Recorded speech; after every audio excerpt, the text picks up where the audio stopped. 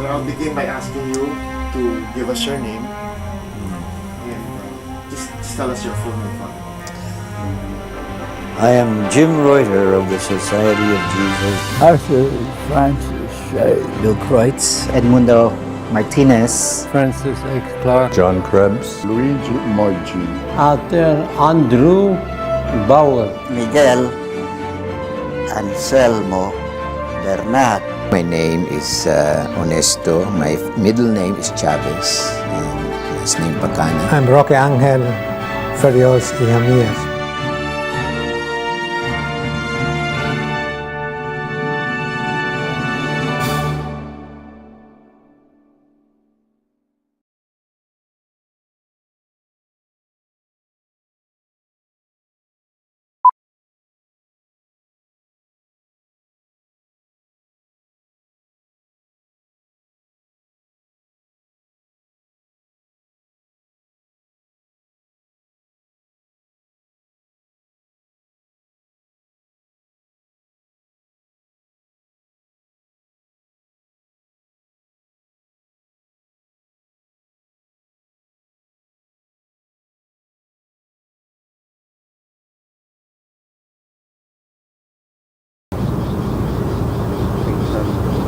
Father, how long were you president of Ateneo de Naga already?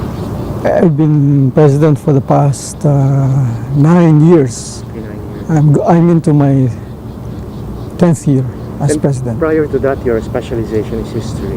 Are we starting? Yeah, we're starting. Okay. But we're just Okay. No, my specialization was theology. My degree was theology, but I did my thesis on the Rizal pastor's correspondence, which is a theological discussion. So I studied this discussion in the light of today's theology. Now, as you know, we're doing a documentary on the history of the Philippine Jesuits in the Philippines. And one of the most crucial, one of the more significant, I think, features of this history is the role of the Jesuits on certain key people in our history. And of course, the most prominent of these would be Rizal. So perhaps we can begin our interview by asking you about how would you, if you were asked to sort of like give a summary of the role that the Jesuits played in Rizal's life, how would you describe this role? Well, you know, Rizal wrote diaries, journals, and so many letters. And it is very clear from his journals that the Jesuits had a profound impact on the life of Jose Rizal. He liked them. He says in one of his diaries, I owe everything that I have and am to this religious order. He came to the Ateneo at the age of 11 and stayed there for 5 years. He tells us that the last 2 years of his stay in the Ateneo, which were spent inside the Ateneo as a boarder, he says these years were the happiest ever in his life. And he tells us that in his last year at the Ateneo, he began to develop patriotic sentiments, and he attributes, I believe, this development, the development of these patriotic sentiments, to the literature classes that he was taught. He cites Cicero, Virgil, and Horace as those authors that open up horizons for him to pursue the path that he wanted to pursue for the benefit of himself and of others. So the Jesuits had a profound impact on him. He was critical of the Jesuits later on. Later on, he would say that in the Philippines, the Jesuits appeared to be progressive because they were teaching science and so many other modern disciplines. But in Europe, they are way behind. In other words, he says, the Jesuits were lagging behind and they were being dragged by progress. But on the other hand, he says, the Jesuits, and this is what he wrote his friend Blumentritt, The Jesuits, and he wrote in German, taught us das Schöne und das Beste.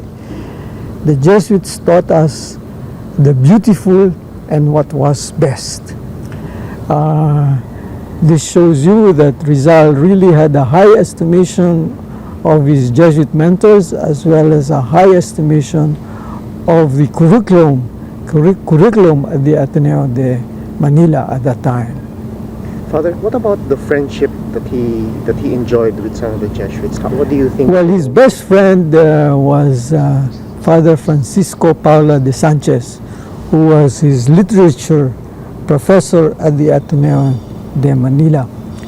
And of course, you take literature in the lower years. In the upper years, he was taking physics and philosophy, but he found physics and philosophy and the sciences rather dry.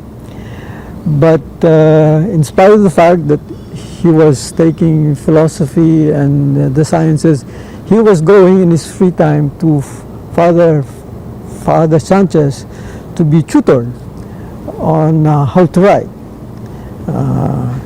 So he developed, he says, his literary style with the help of Father Sanchez. Father Sanchez remained a good friend all his life. Father Sanchez in the Pitan tried to bring him back to the faith, but to no avail at that time. Father Pastels was also a friend. Father Pastels was director of the sodality, and Rizal was a member of the sodality of Our Lady.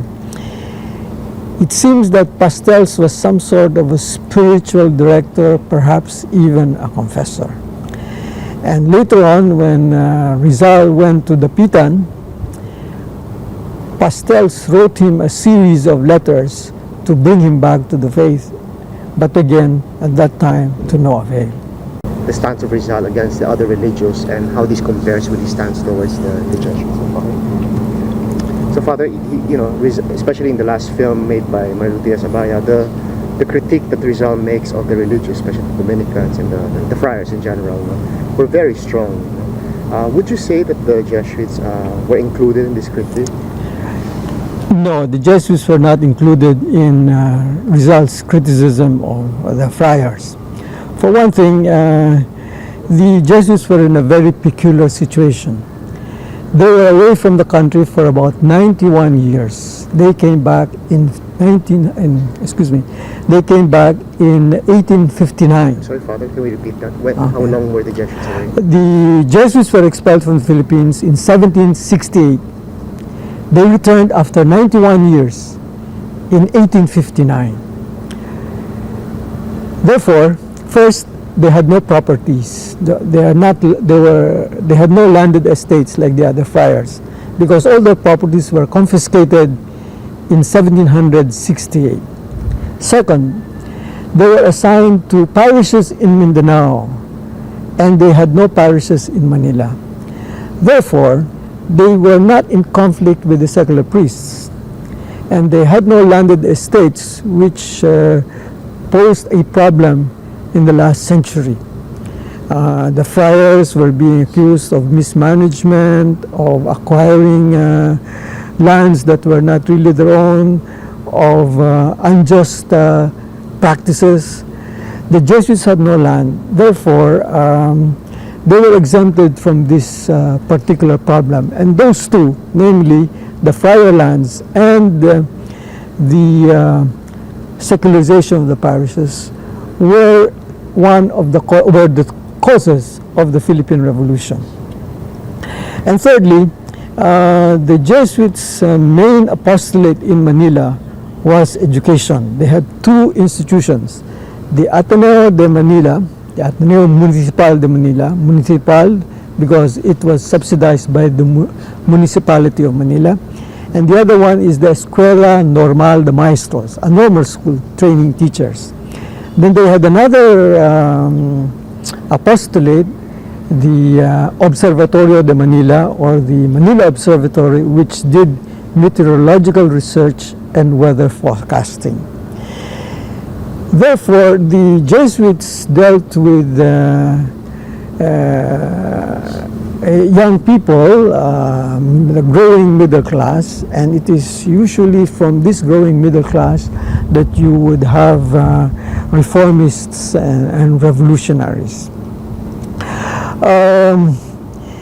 The Filipinos were very much enthusiastic and very much in admiration of the work of the Jesuits, particularly in their educational institution. They knew that the work of the Manila Observatory was very important in this typhoon-ridden country. And the Jesuits brought a certain freshness to education. They came after an absence of 91 years. They were not bogged down by tradition, and people felt that they gave an education which was better than any that have been given in the past. That is why the Filipino activists, the rebels, the revolutionaries, the propagandists, exempted the Jesuits from their attacks. Generally, they went out of the way not to criticize the Jesuits, and this is especially true of Rizal. He criticized the Jesuits, but at the same time he was in great admiration of their persons as well as their work.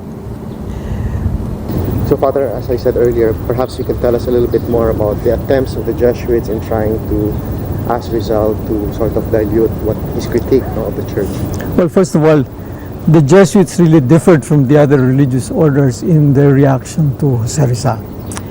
The friars tended to condemn the book of the Noli Me Tangere, but the approach of the Jesuits was different. They knew Rizal, so what they really wanted was to bring him back to the right way of thinking, bring him back to the church, and to bring back his loyalty to the Spanish crown. You know, shortly after the Noli Me Tangere was published, the Dominicans issued a statement of condemnation, and likewise there was an Augustinian that wrote pamphlets and statements against the Noli. But the Jesuits did not issue any such public denunciation. But what they did was they tried to talk to him, and one of those that talked to him was Father Sanchez, his favorite teacher, the one who taught him literature and the one who taught him how to write in Spanish. And Sanchez said, you know, Rizal, you would have done better if you had written about good priests, model priests, instead of writing about ugly ministers of the gospel. And Rizal says, you know, there are already so many books about good priests. I don't need to write a book of that type. What I want is to show what is actually happening in my country. And I have to do this with some sort of eclat. He says, if you want to wake up someone asleep, you have to use thunder. You have to waken them up. You have to speak forcefully. And this is what he did in the Noli. Because he says, there are many, and he meant the friars, there are many friars who are hiding behind the clothing of, what do they say, they are like wolves hiding behind the flask of sheep. There were friars that were really wolfish in their spirit and were hiding behind sheep's clothing, and that therefore he wanted to expose the evil that was going on in the Philippines. In fact, he uses medical metaphors. He says the country is sick of a certain cancer, and the least touch would make the patient cry and say, "Do not touch me, noli me tangere." It's a serious illness, it must be exposed, and the exposure is the way by which we can find some cure to these social evils. Did this disagreement become a source of friction between the Jesuits and Rizal? Yes, Father Faura told him, if you cannot renounce your errors, you better not come back to us. And so he left the Ateneo. That was, I think, in 1887 when he visited them. He left the Ateneo and was never to return, because Padre Faura told him, don't come back unless you give up your errors, your political as well as religious errors. But right before his execution, the people who were with Rizal were his Jesuit friends. Okay, well, on the morning that he was, in the morning that he was informed of his execution, of his death sentence, he asked for the Jesuits. The chaplain offered his services, but he asked for the Jesuits. And that day, there was a stream of Jesuit visitors. There were two in particular whom he engaged in long discussions, Father Villaclara and Father Balaguer. Villaclara was his physics professor at the Ateneo, and Balaguer he knew when he was in the Pitan. And Balaguer argued with him and about many religious topics. At first, he did not want to return to the church. He didn't want to retract from Masonry. But by the evening, the day before he died, he finally asked for the retraction formula, and he wrote the retraction himself, but he revised the formula, he says, in order to fit his style. And after signing the retraction, he went to Mass. He heard two Masses, and he went to confession. He went to confession several times, and he heard two Masses. And just before he left for Bagumbayan to be executed, he was married in a simple ceremony to Josephine Bracken. Now, all these incidents were reported in the press. And of course, the Jesuits also came out very publicly and said that Rizal had actually returned to the Catholic faith. But Spanish credibility was very, very low at that time. The Filipinos did not want to believe the Spaniards because they felt that they could not be believed. And so up to this day, many doubt whether this retraction was really correct. And many believed that the Jesuits were made up the story of his conversion to the faith. The problem was that the Jesuits themselves felt that when Rizal returned to the faith, he also gave up his political views. I don't think this is the case. If you read the letter of retraction, Rizal did not give up his political beliefs. He only gave up his religious errors. Father, earlier we were talking about some of the words of Rizal when he talked about the Gumburza and how that incident changed his life and its relation to the Jesuits. The martyrdom of Fathers Gomez, Burgos, and Zamora took place on February the 17th, 1872. Rizal was then 11 years old. It seems this martyrdom had a tremendous impact on him. He might have been present right there, but probably he was just in Calamba, and the incident was reported to him by his brother Pasiano. But then he said later on, if not for 1872, Rizal would have been a Jesuit, and instead of writing the Noli, would have written the opposite. This statement of Rizal shows how much of an impact this particular incident had on the young boy Jose Rizal. Father, is there anything else you think we should add with regard to the role that the Jesuits played in Rizal's life? I think, for example, you've done a lot of study with regard to Rizal, especially his relationships with the Jesuits.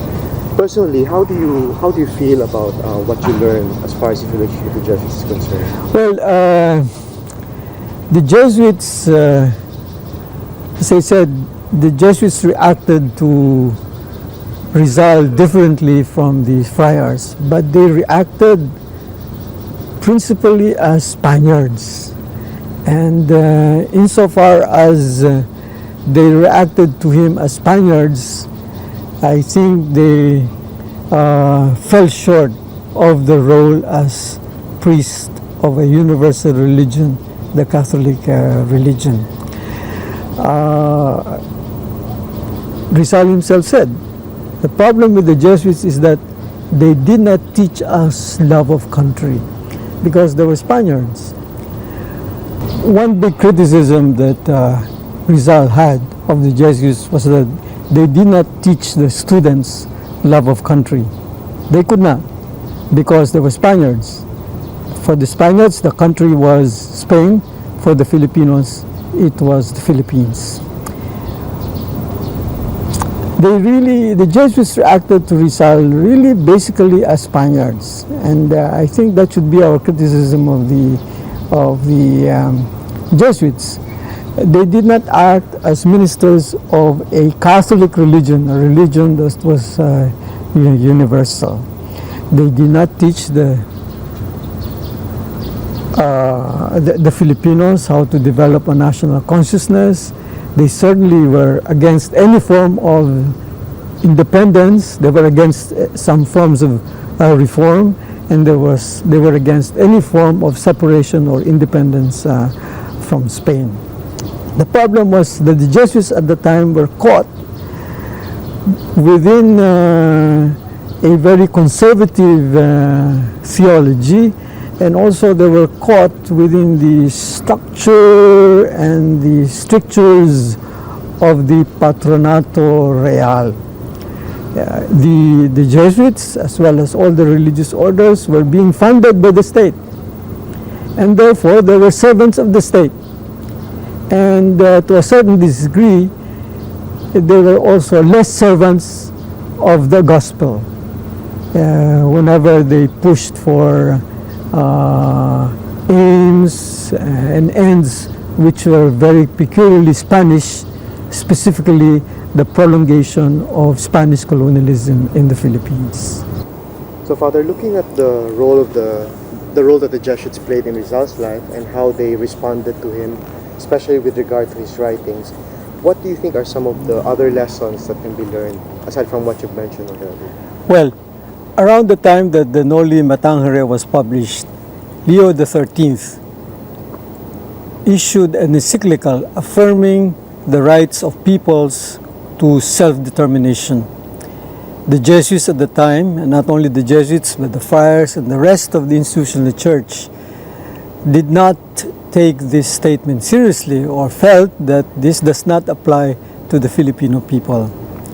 Now today, we Jesuits and the rest of the church, we have the guidance of the Second Vatican Council and the encyclicals of the popes.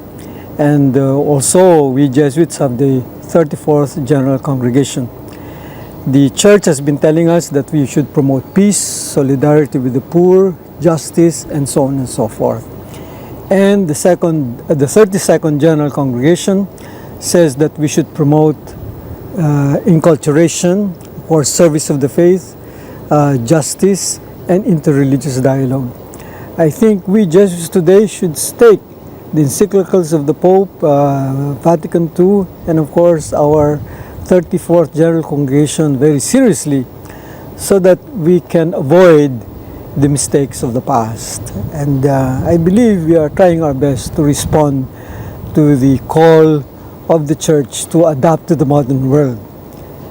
And the key words, according to our 34th General Congregation, are service of the faith, the promotion of justice, interreligious religious dialogue, and enculturation. Father, just a final follow-up question. The Jesuits during the time of Rizal were creatures of their history. So responding as Spaniards, that's really something that they could not really transcend. But is there something, if you were asked to mention something good that the Jesuits have done in Rizal's life, aside from forming him, is there anything else that can be added to what we have said? I think I think we have to mention their scientific work. The scientific work of the Manila Observatory was innovative and very crucial. It was a form of dialogue with the modern world. The Jesuits were not very good in dialoguing with the modern world on issues like democracy and freedom and self-determination. But I believe in the last century they were quite good in dialoguing with the world in the matter of science. So I think we ought to give them credit for that. In fact, the Americans felt that their work was very important, that they made the Manila Observatory the weather bureau of the American government. And the Jesuits were government employees until after World War II. And they performed a very crucial function in the country, in a country where there are frequent typhoons. Let's now go to Ateneo de Naga. Maybe we can begin by asking you to just tell the story of Ateneo de Naga from its beginning. How would you tell its history? Well, we went to the Ateneo, the Jesuits went to Naga in 1940. We were invited by the bishop there. Originally, our work was to teach high school boys. And the parochial school continued teaching grade school students. We did not have a college in the beginning, but in the 1950s we established a college, a co-educational college, but that remained rather small until 1989 when we started growing. In 1989 we were 1,300 in the college. Now the college has grown, including graduate school. The college and the graduate school have grown to about 5,900 students. So in the beginning, our task was to educate young boys as preparation for college. Now we have gotten into professional education. We train teachers, we train engineers, we train people in information technology, we train people in accountancy. So we are, in fact, for all intents and purposes, we are a university. And our task, I believe, is to help the church and society. According to the statistics of government, the Bicol region is among the most underdeveloped region. According to government statistics, the Bicol region is among the most underdeveloped regions of the Philippines. And so I believe that the Ateneo de Naga should contribute to uplifting the quality of life in the Bicol region and bringing in development so that we become self-sufficient and use our natural resources for the development of our people. Bicol region is very rich. We have rich natural resources. We have enormous tracts of land that are arable, and also we have fishing grounds galore. We have several bays there. Natural resources which countries like Hong Kong and Singapore do not have. But we have this. And therefore, I believe with education, by using our brains, by acquiring technology, I think we will be able to be a very productive and progressive region, such as a small city like Singapore and a small city like Hong Kong. So I believe that is our task there in the Bicol region. Of course, we are a Catholic school and we have to help the church. And I believe we are helping the church. We have produced very many good Catholic lay leaders, but also we have produced a number of priests and religious. Many Jesuits have come from Bicol, and many of the priests now in the Bicol region are from our school. In fact, 2 bishops are alumni of the Ateneo de Naga. Father, would you say that the unique role that the Jesuits would play in Bicol, in Naga specifically, would be precisely the education and formation of these people? Yes, we have no other apostolate there. We do not have a retreat house. We do not have any parish. Our one apostolate in the Bicol region is the Ateneo de Naga. It is education. Father, I was told by Father Jack Ferran during our interview with him that when you first came to Naga, the first advice that you got was to think about whether to close down the high school or the grade school. But I think you did exactly the opposite. No? Well, I scanned the environment, and after looking at the situation, I became convinced that we need professional education in the Bicol region, and we must have an impact on the society there, particularly on government. And if you only have a high school, your impact will be very, very limited. And so I decided that we have to expand the college, we have to strengthen our research center, and we have to revive our graduate school. And I think it is by developing tertiary level education that you begin to expand your influence and have an impact on the region as a whole. Father, you mentioned impact on government. Well, like for example, we have been designated by the Department of Interior and Local Government. We have been designated as the local institute for local government.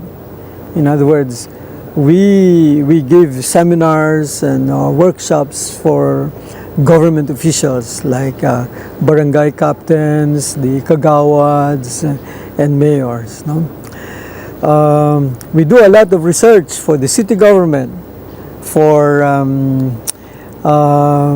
various municipalities, for the Bicol Regional Council.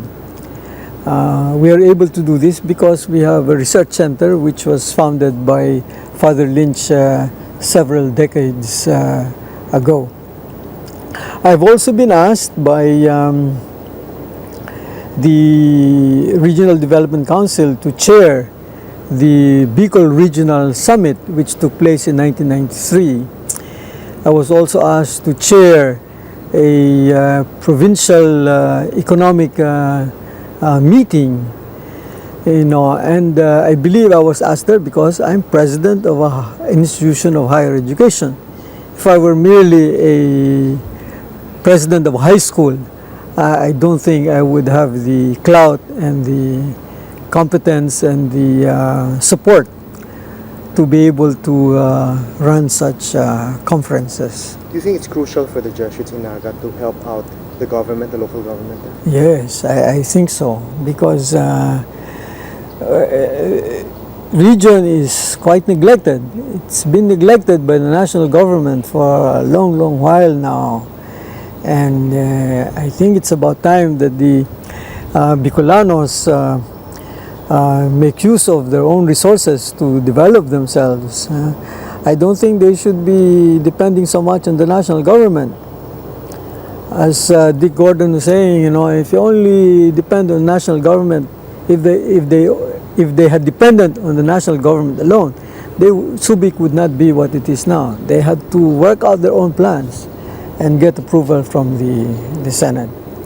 But what about dialogue with the culture in Bicol? I noticed, for example, during our last visit there, that there's a lot of religiosity among the Bicolanos. At the same time, there's special devotion to Mary.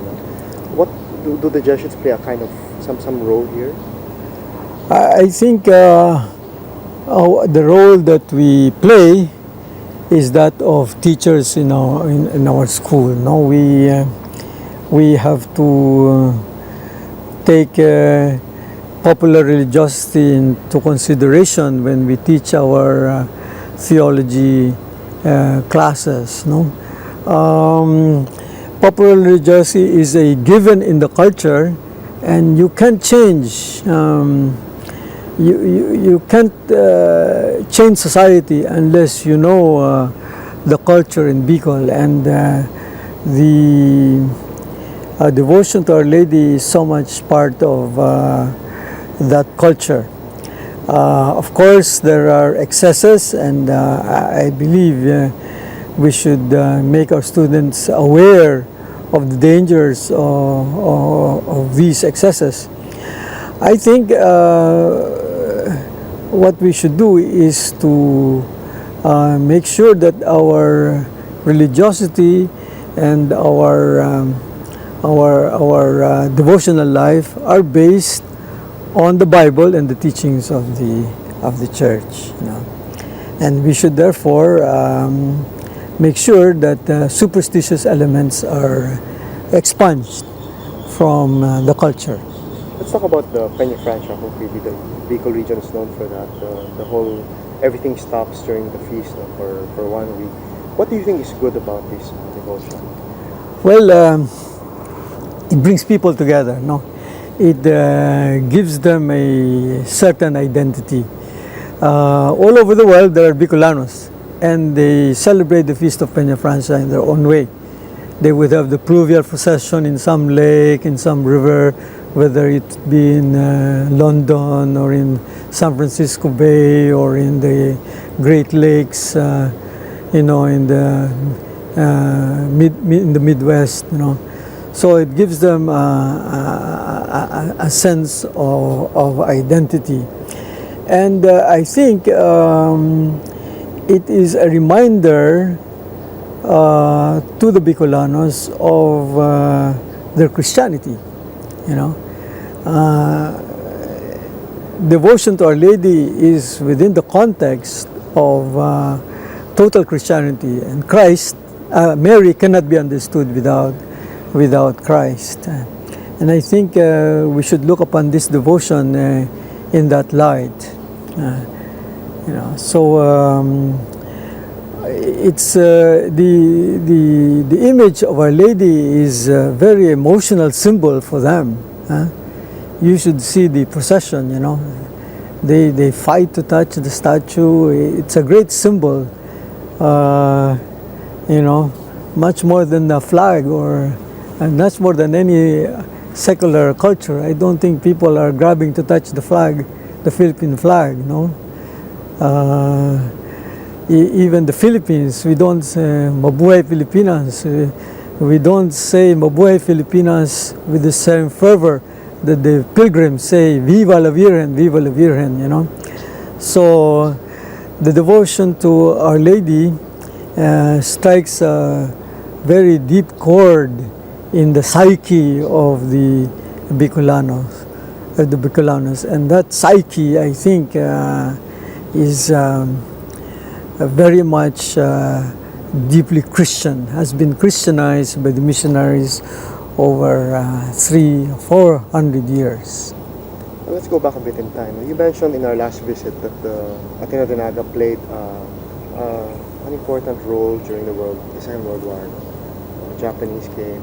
Would you like to say tell us a little bit? Well, the Ateneo was founded, the Jesuits went to the Ateneo in 1940. They immediately constructed buildings. They were finished by November of 1941. The Jesuits moved into the Jesuit residence in December or late November, and the idea was that the rest of the school would move in after the Christmas holidays. But war was declared on December 8th, and the Japanese came shortly after. They imprisoned all the American Jesuits. The only Jesuit who was not imprisoned was Filipino, Brother Adriatico, and he lived, I believe, with the bishop for a while. And the Japanese imperial forces took over the Ateneo and treated it as a concentration camp. They lived in the Jesuit residence, and they used some of the rooms of the Ateneo as their torture chamber. It was said that if a person was sent to the Ateneo, and that's the end of him. I believe that some were even buried there, although we have not discovered any bones. Okay, Father, final question. You've been president of Ateneo de Naga for nearly 10 years, and being president, you've had a lot of chances, not just to scan the environment, but to really study it and get to know it. And you've made a lot of changes also, which is very evident just by looking around the campus. Looking forward now, talking about the role of the Jesuits, that the role of the Jesuits will continue to play in Naga, as well as the Ateneo de Naga in particular. What do you think is in store for both the Jesuits as well as the people of Bicol? Okay, well, now as I said, Bicol is underdeveloped. We have to develop Bicol. So I think the Ateneo should help in this particular task, in Bicol development. That means we have to expand our offerings, and in particular, we should bring in more engineering courses, more technology courses. We are pretty good now in information technology. We have to bring in engineering. We're thinking of having environmental engineering, civil engineering, electrical engineering for a start. But there are other forms of engineering which we need for our country. But at the same time, as this task is being implemented, we have to take into consideration our culture and our religion. We must make sure that our culture and our religion are not only not destroyed, but culture and religion help towards the development of the region. I wouldn't want a secularist mentality to prevail in the Bicol region. I think we should not go the way of many modern countries now in Europe that have lost their faith. I think we should be able to show that religion can help development, and that development can help religion and culture. I think this is what the 34th General Congregation is telling us. We, in other words, we want not just the development of the head, not just the development of our brawn, and not just the building up of factories and machineries and producing radios and television sets, but we have to develop a total human being that is at home with the environment and enhances the environment and can show us that we can live in a modern culture, but at the same time preserve the nature that God has given us. And Bicol is beautiful. It has vast tracts of land. It has mountains, Mount Isorog, Mount Mayon, and it has many fishing grounds. Final question, Father. It's been said that what has helped the Jesuits in the past find a way of shaping history is when they're able to find themselves in the cutting edge. Is there anything, any area in Bicol, for example, that you feel is a cutting edge for the Jesuits to go into? Well, in the past we've been quite known for our humanistic courses, literature. Now we are number one in education. Our students do very well in the LET exams, licensure exams for teachers. Our students also do very well in accounting. Over the past 6 years, we have developed our information technology courses. Information technology is the technology of the future, So we have made our contribution in this area. But I think we have to bring in engineering. Engineering is important. Technology is important because through technology and engineering, you convert your natural resources into something productive. We have been known for our humanistic courses, AB literature, AB philosophy, but for a number of years now we have been number one in the LET exams, the licensure exams for teachers. We have also been number one in the accountancy exams, in the CPA exams. We develop educators, teachers, we develop accountants. In recent years, the past 6 years, we have